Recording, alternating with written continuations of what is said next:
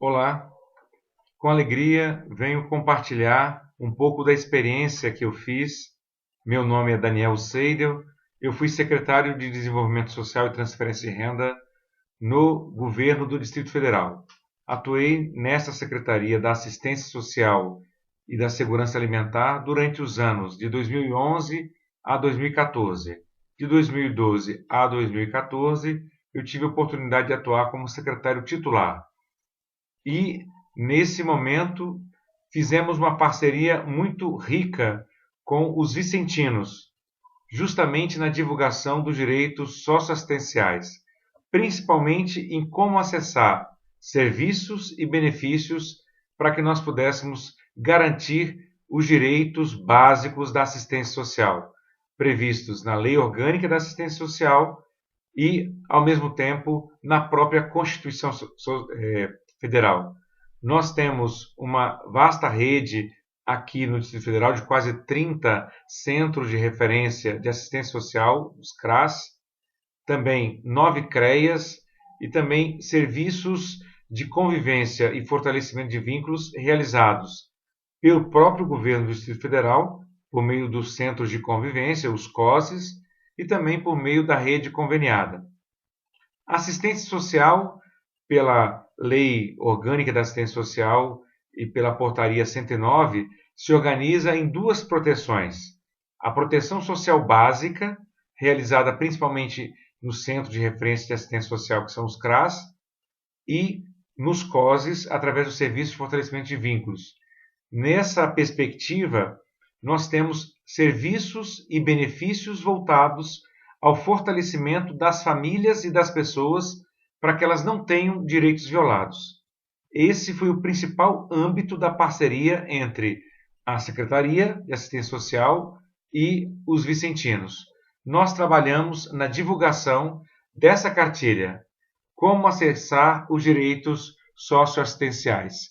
Então, essa cartilha foi apresentada e estudada pelos vicentinos para que eles pudessem, no acompanhamento que fazem das famílias, divulgar quais são os critérios para acesso a benefícios e aos serviços disponíveis na rede pública da assistência social no Distrito Federal.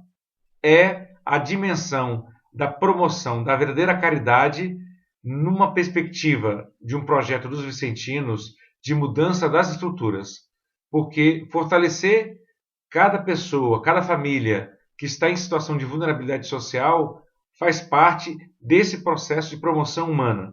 Então foi muito importante porque os vicentinos fazem justamente aquilo que o serviço público tem muita dificuldade em fazer e realizar, que são as visitas, que é os acompanhamentos, que são os acompanhamentos às famílias em seu processo de superação. Porque a assistência social é destinada como direito social a quem dela precisa. Ela é um dos 3 direitos assegurados na Constituição Federal como direitos da Seguridade Social, junto com a saúde, com a previdência social. E ela é um benefício não contributivo. E ela se dirige a crianças e adolescentes em situação de vulnerabilidade, aos idosos e às famílias. E nessa perspectiva, então, existem a possibilidade do fortalecimento das famílias a partir do acesso à garantia de renda. Aqui no Distrito Federal, além do Bolsa Família, nós incluímos um benefício adicional que praticamente nos fez superar a pobreza em termos de remuneração de renda familiar mensal. Nós consideramos, pela lei, que aquelas famílias que vivem com menos de R$ 70 por mês estão em situação de extrema pobreza ou, popularmente, chamamos de miséria. E as famílias que recebem de 71 até R$ 145 estão em situação de pobreza. A elas se destinam as políticas públicas principalmente, mas também nós temos a proteção social especial feita pelos CREAs, quando a pessoa já tem algum direito violado, e a de alta complexidade feita nos abrigos, e principalmente nos centros para a população em situação de rua, conhecido carinhosamente como Centro Pop. Então, todos esses direitos, os lugares onde existiam e existem os serviços, foram todos eles divulgados nessa cartilha, que após a formação dos confrades e consórcias dos vicentinos, então eram, no acompanhamento das famílias, informados e divulgados, para que eles pudessem ser estimulados a buscar os seus direitos na rede pública de assistência social e também através das entidades conveniadas com o governo local. É muito importante que a juventude possa procurar cada vez mais se engajar em projetos que garantam os direitos. Nós temos vivido no Brasil um momento muito rico de superação das condições de miséria e de pobreza. Agora, essa superação precisa vir acompanhada de uma consciência das mudanças que estão acontecendo e da importância de que cada família procure meios de se qualificar profissionalmente, e nesse sentido o Pronatec abriu uma série de oportunidades, nós também aqui desenvolvemos para várias faixas etárias, mulheres, pessoas adultas, jovens aprendizes, mas também esse incentivo, principalmente para a nossa juventude, por meio de cursos técnicos oferecidos pelas próprias universidades, além da expansão do próprio ensino universitário. Então, nós procuramos fortalecer o que preconiza a política pública de assistência social por meio de programas que pudessem ajudar na divulgação dos direitos socioassistenciais, principalmente dos serviços, dos benefícios, auxílio-morte, auxílio-natalidade, benefício de prestação continuada para pessoas com deficiência e para idosos em situação de vulnerabilidade social e, principalmente, quais eram os critérios para acesso ao Bolsa Família e a outros serviços disponíveis na rede pública. Esse trabalho é muito importante que seja continuado e feito e multiplicado pelo Brasil. Quem sabe se os jovens vicentinos não poderiam pegar esse material, que a lei é uma só para o Brasil inteiro, e divulgar por meio de WhatsApp, de pequenos vídeos, quais são esses direitos socioassistenciais. E a partir daí, nós fazemos um grande mutirão para que todas as pessoas e todas as famílias em situação de vulnerabilidade possam efetivamente acessar os seus direitos. E muito mais animados nós estamos agora com o profetismo e a liderança do Papa Francisco.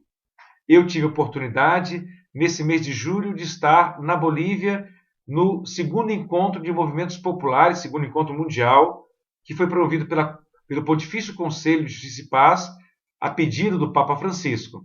E lá ele nos deu alguns recados e missões. E eu gostaria de aproveitar essa ocasião para lhes transmitir também.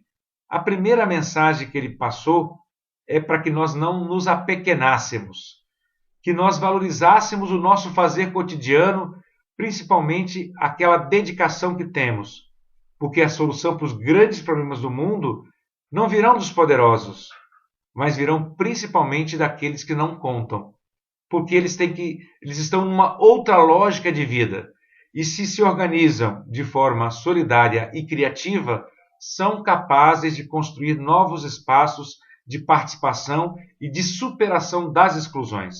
E nesse sentido, os vicentinos têm um grande papel em colaborar nesse apoio para que eles possam, principalmente, catadores e catadoras, a população em situação de rua, mulheres em situação de vulnerabilidade, sendo submetidas à exploração sexual e mesmo ao tráfico de pessoas, e muitas pessoas que ainda se encontram em situações análogas à situação de trabalho escravo. Depois, uma segunda mensagem que ele passou foi para que nós nos inspirássemos no exemplo de Maria. Maria, como mulher que soube, mesmo transformar a falta de hospedagem para ter o seu bebê, o menino Jesus, em uma possibilidade de transformar um curral no lugar mais acolhedor para que Jesus, menino, nascesse. Depois, o risco de ser apedrejada, porque aceitou ser mãe do menino Deus antes de estar legalmente casada com José, transformou em serviço a sua prima Isabel, viajando e estando com ela 3 meses. E mesmo antecipou, pedindo a Jesus que pudessem prover e transformar água em vinho nas bodas de Caná. Então Maria é exemplo, é modelo do discipulado, da vida missionária para toda a nossa juventude e principalmente daqueles que somos motivados pela fé cristã. Nessa perspectiva, ele nos deu 3 tarefas: lutar por uma economia que garanta e gere a vida do povo. Nos disse muito claramente: uma economia que serve ao mercado, que visa apenas o lucro, mata. Por isso, precisa ser transformada. Segunda tarefa: unir comunidades e povos no caminho da justiça e da paz.